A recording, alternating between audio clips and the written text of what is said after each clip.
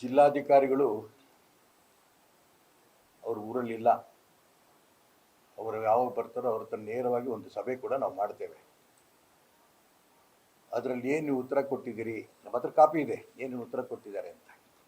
ಬೇರೆ ಬೇರೆ ಜಿಲ್ಲಾಧಿಕಾರಿಗಳು ತುಂಬ ಸ್ಪಷ್ಟವಾಗಿ ವಿಜಯನಗರದವ್ರು ಹೇಳ್ತಿದ್ದಾರೆ, ಇದನ್ನು ನಾವು ಮಾಡೋಕ್ಕೆ ಅವಕಾಶ ಕೊಡಲ್ಲ, ಬೇಡ ಅಂತ. ಕೊಪ್ಪಳ ಜಿಲ್ಲಾಧಿಕಾರಿಗಳು ಹೇಳ್ತಾ ಇದ್ದಾರೆ, ಕೈಗಾರಿಕೆಗಳ ವಿರುದ್ಧ ಸ್ಥಳೀಯ ಸಂಘಗಳು ಕೊಪ್ಪಳ ಬಚಾವೋ ಆಂದೋಲನವನ್ನು ನಡೆಸುತ್ತಿದ್ದು ಜಿಲ್ಲೆಯಲ್ಲಿ ಯಾವುದೇ ಕೈಗಾರಿಕೆ ಸ್ಥಾಪಿಸಬಾರದು. ನಮ್ಮ ಜಿಲ್ಲಾಧಿಕಾರಿಗಳಿಗೆ ಏನಾಗಿದೆ, ಜಾಗ ಇದೆ ಅಂತ ಹೇಳ್ಬಿಟ್ರೆ ಅರ್ಥ ಏನು? ಇಲ್ಲೇನೇನು ಪರಿಸ್ಥಿತಿ ಇದೆ? ಸಿಗಂದೂರು ಇದೆ, ಪಶ್ಚಿಮ ಘಟ್ಟಗಳ ಪರಿಸ್ಥಿತಿ ವಿಚಿತ್ರವಾಗಿದೆ, ಹೋರಾಟಗಳು ನಡೀತಾ ಇದೆ, ಶರಾವತಿ ಸ್ಟಂಪ್ ಸ್ಟೋರೇಜ್ ಬಗ್ಗೆ. ಇದನ್ನು ಮೆನ್ಷನ್ ಮಾಡಬೇಕಿತ್ತಲ್ಲ. ಬೇಡ, ಎಲ್ಲ ಜಿಲ್ಲಾಧಿಕಾರಿಗಳು ನಮ್ಮಲ್ಲಿ ಬೇಡ ಅಂತ ಹೇಳಿದಾಗ ನಮ್ಮ ಜಿಲ್ಲಾಧಿಕಾರಿಗಳು ಯಾಕೆ ಬೇಡ ಅಂತ ಹೇಳಲಿಲ್ಲ? ಕ್ಲಾರಿಫಿಕೇಶನ್ ಕೊಟ್ಟಿದ್ದಾರೆ. ಇವತ್ತು ಪೇಪರ್ಗಳನ್ನ ನೋಡಿ ಎಲ್ಲ ಕಡೆ ಪ್ರೊಟೆಸ್ಟ್ ಆಗ್ತಿರೋದು ನೋಡಿದ ತಕ್ಷಣ ನಾವು ಅವಕಾಶ ಕೊಡಲ್ಲ. ಬಾಯಲ್ಲಿ ನೀವು ಹೇಳೋದಕ್ಕೂ ರೈಟಿಂಗಲ್ಲಿ ಕೊಡೋದಕ್ಕೂ ವ್ಯತ್ಯಾಸ ಇಲ್ವಾ?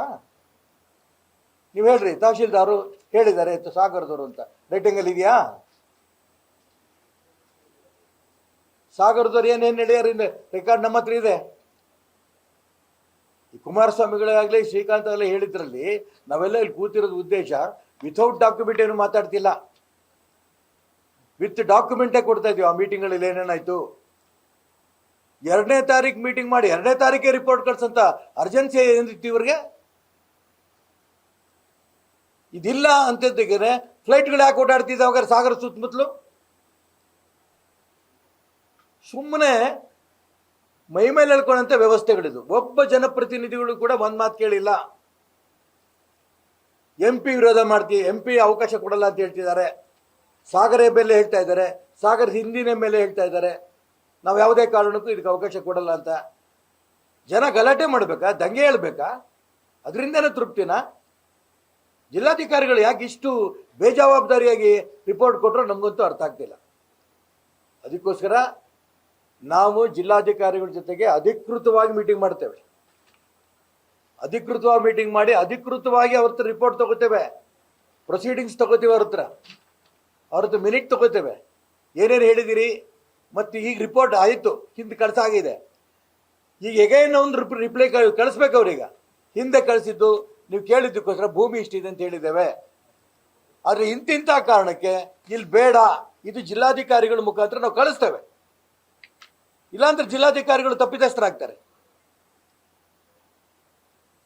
ಸುಮ್ಮನೆ ಹೋರಾಟ ಮಾಡೋದಕ್ಕೋಸ್ಕರ ನೀವು ಒಂದೊಂದು ಸಬ್ಜೆಕ್ಟನ್ನು ಎತ್ತಿ ಬಿಡ್ತಾ ಇದ್ದೀರಾ. ಸಾಗರದಲ್ಲಿ ನೋಡಿದೆ, ತೀರಾ ಶ್ರೀನಿವಾಸ ಅವರಲ್ಲಿ ಹೇಳ್ತಿದ್ದಾರೆ ನಮಗೆ ರೆಕಾರ್ಡ್ ಕೊಡಿ ಅಂತ. ನಾವು ರೆಕಾರ್ಡ್ ಕಲೆಕ್ಟ್ ಮಾಡಿದ್ದೀವಿ, ಇಲ್ಲಿ ಪ್ರಶ್ನೆ ಬೇರೆ. ಅವ್ರು ರೆಕಾರ್ಡ್ ಕೊಡೋಕ್ಕೆ ಏನು ತೊಂದರೆ, ಯಾಕೆ ಕೊಟ್ಟಿಲ್ಲ?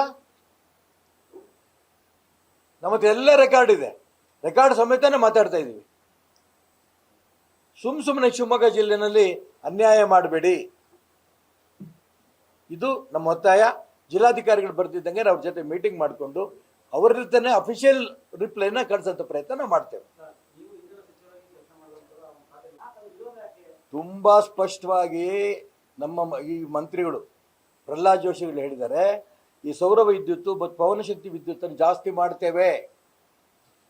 ನಾನು ಅವ್ರಿಗೆ ಅಭಿನಂದನೆ ಸಲ್ಲಿಸ್ತೇನೆ.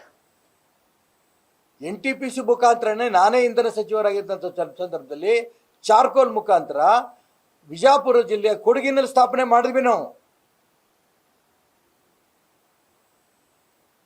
ಯಾವುದೂ ಕೂಡ ಜನಗಳಿಗೆ ತೊಂದರೆ ಆಗದೇ ಇರೋ ರೀತಿ ಮಾಡಬೇಕು. ಜಿಲ್ಲಾಧಿಕಾರಿಗಳು ಇದ್ದಾರೆ, ನೀವು ಹೇಳ್ದಂಗೆ ಕೇಳ್ತೀರಿ ಅಂತಂದು ಇವರು ಮೀಟಿಂಗ್ ತಗೊಂಡು ನೀವು ರಿಪೋರ್ಟ್ ಕಳಿಸಿದ್ದು ಪುಣ್ಯಕ್ಕೆ ಎಲ್ಲ ಜಿಲ್ಲಾಧಿಕಾರಿಗಳು ಕೂಡ ನಮ್ಗೆ ಅವಶ್ಯಕತೆ ಇಲ್ಲ. ನಮ್ಮಲ್ಲಿ ನಮ್ಮ ಜಿಲ್ಲಾಧಿಕಾರಿಗಳಿಗೆ ಏನಾಗಿತ್ತು? ನಾವು ಯಾವುದೇ ಕಾರಣಕ್ಕೂ ವಿದ್ಯುತ್ ಉತ್ಪಾದನೆಗೆ ವಿರೋಧಿಗಳಲ್ಲ, ಅಭಿವೃದ್ಧಿಗೆ ವಿರೋಧಿಗಳಲ್ಲ. ಆದರೆ ಪಶ್ಚಿಮ ಘಟ್ಟಗಳ ಅನ್ಯಾಯ ಆದಂಥ ಸಂದರ್ಭದಲ್ಲಿ, ಪಶು ಪಕ್ಷಿಗಳಿಗೆ ಪ್ರಾಣಿಗಳಿಗೆ ಅನ್ಯಾಯ ಆಗಂಥ ಸಂದರ್ಭದಲ್ಲಿ, ಜನಗಳಿಗೆ ಬಕ್ಲಿಗೆ ಸಂದರ್ಭದಲ್ಲಿ, ಪರಿಸರ ನಾಶಕ್ಕೆ ಯಾವ ಕಾರಣಕ್ಕೂ ಬಿಡಲ್ಲ.